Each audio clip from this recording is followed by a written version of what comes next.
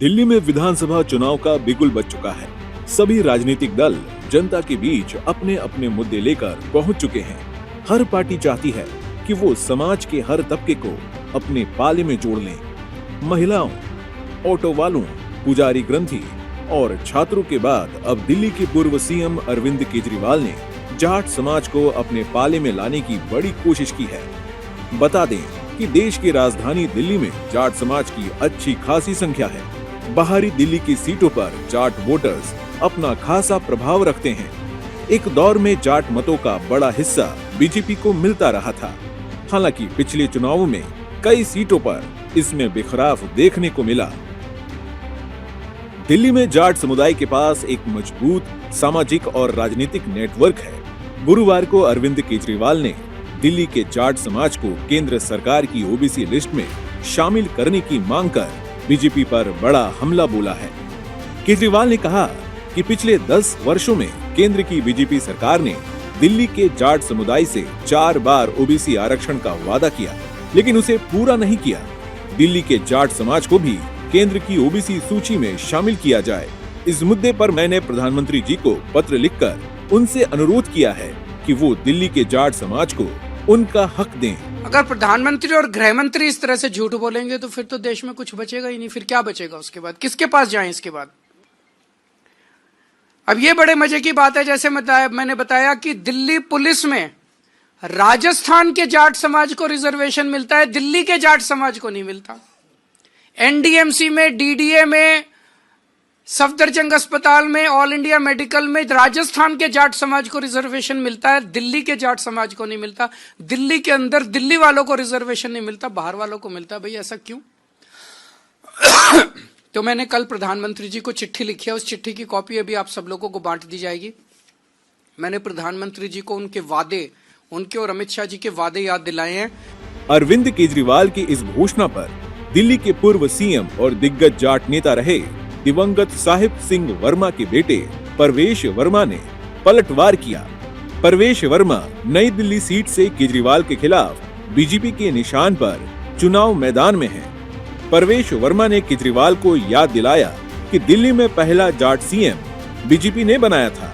परवेश वर्मा ने अपने x post में लिखा, दिल्ली में पहली बार जाट मुख्यमंत्री पूजनीय डॉक्टर साहिब सिंह जी को भाजपा ने ही बनाया था। मुझे देशद्रोही कहा, देशभक्त जाटों का अपमान किया और अब जब नई दिल्ली की सीट खिसकती दिखी तो जाट आरक्षण का नाटक करने लगे।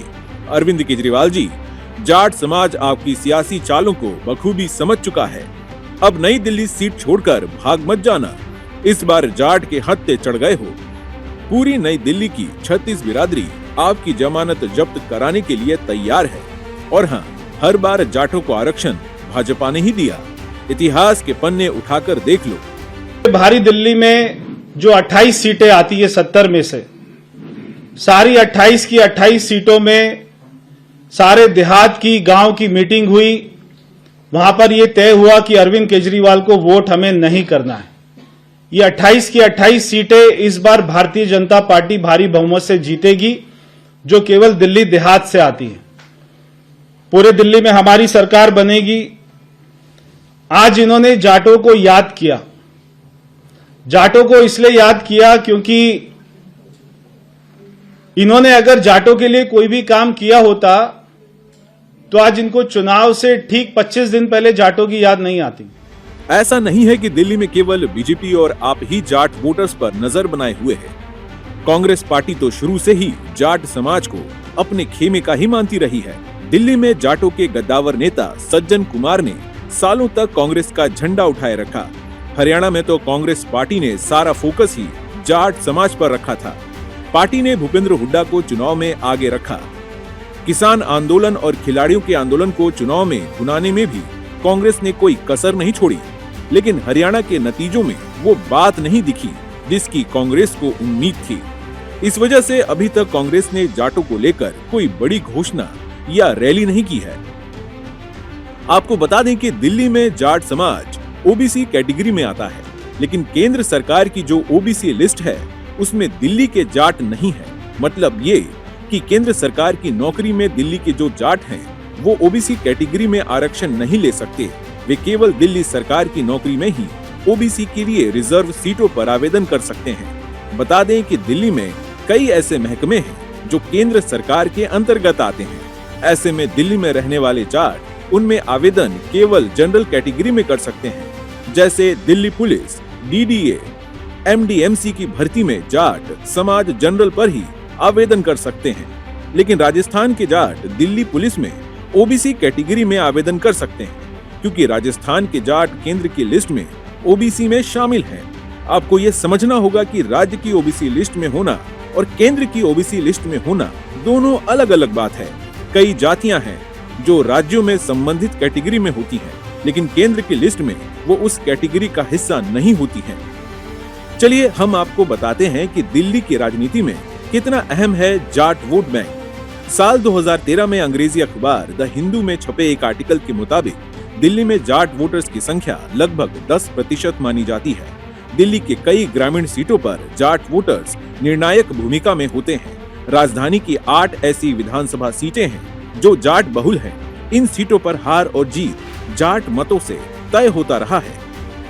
ये 10 साल चीफ मिनिस्टर रहे, 10 साल में एक पत्र बता दें इनकी सरकार ने लिखा हो कमीशन को लागू कराने के लिए, कोई पब्लिक हियरिंग हुई हो, कोई सर्वे कराया हो इन्होंने लागू कराने का। कराते नहीं है। सिर्फ अब चूंकि इलेक्शन है और उनको लगता है कुछ 8-10 सीटें ऐसी हैं जहां जाटों का डोमिनेशन है, वो भी उनको गलत जानकारी है। वो 8 सीट तो ऐसी हैं जिनमें वो लड़ते हैं और जीतते हैं। दिल्ली में देहात के नाम पर सबसे ज्यादा वोट जाटों का है, दूसरे नंबर पर गुर्जर हैं, तीसरे नंबर पर यादव है। वर्तमान में जाट बहुल 8 सीटों में से 5 पर अभी आम आदमी पार्टी का कब्जा है। वहीं 3 सीटों पर भारतीय जनता पार्टी ने जीत दर्ज की थी। बीजेपी जाट वोटर्स को साधने के लिए लगातार कदम उठा रही है।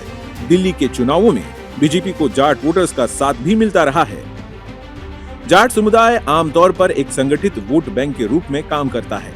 ये समुदाय आमतौर पर अपनी राजनीतिक ताकत को समझता है और एकजुट होकर मतदान करता है, जिससे उसकी सामूहिक शक्ति बढ़ जाती है। जब जाट समुदाय किसी पार्टी के पक्ष में एकजुट होकर मतदान करता है तो ये चुनाव परिणाम को प्रभावित कर सकता है।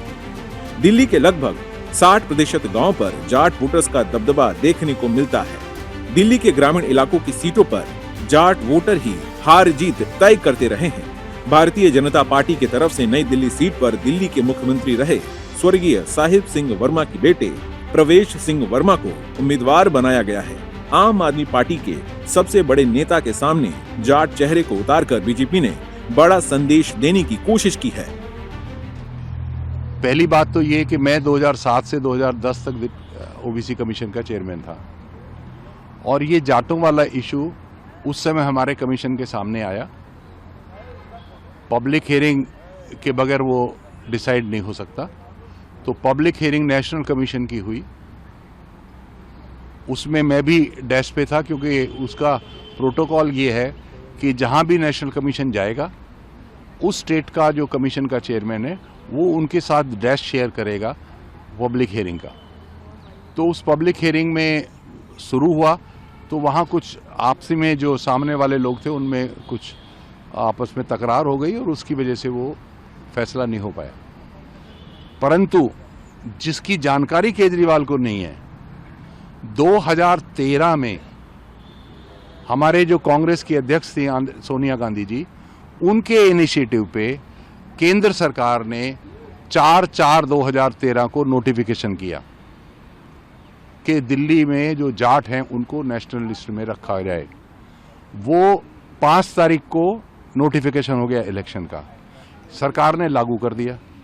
लागू करने के बाद जब सरकार बदल गई 2014 में तो ये सुप्रीम कोर्ट चले गए और सुप्रीम कोर्ट से उसको रिजेक्ट करा दिया। केजरीवाल को ये जानकारी नहीं है कि सुप्रीम कोर्ट से रिजेक्ट होने के बाद उसको केंद्र सरकार करेगी या तो केंद्र सरकार कानून में संशोधन करे या उसका दूसरा तरीका ये है कि उसका सर्वे कराए। वो कमीशन कराएगा, सरकार नहीं कराएगी।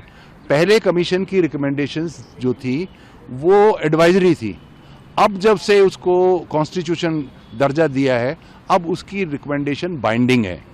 तो ये केजरीवाल को मालूम नहीं है। बता दें कि दिल्ली में 5 फरवरी को विधानसभा के चुनाव होने हैं। राजधानी में पिछले 10 साल से आम आदमी पार्टी की सरकार है और बीजेपी पिछले 2.5 दशक से दिल्ली के सत्ता से दूर है। पार्टी ने 1993 से लेकर 1998 तक सरकार तो चलाई, लेकिन इस दौरान उसने 3 मुख्यमंत्री बदल दिए। दिसंबर 1998 के बाद से बीजेपी के हाथ दिल्ली की चाबी नहीं लगी है। वहीं कांग्रेस ने 1998 से लेकर 2013 तक दिल्ली में सरकार चलाई थी। 2012 के बाद बनी आम आदमी पार्टी ने दिल्ली के जनमानस पर ऐसी छाप छोड़ी कि दिल्ली में उसका मुकाबला करने में सभी दलों के पसीने छूट गए। अब देखना होगा कि इस बार आप दिल्ली में अपना किला बचा पाती है या नहीं। Team news nation. News nation अब व्हाट्सएप पर खबरों के ताजा अपडेट के लिए न्यूज नेशन के इस QR कोड को स्कैन करें।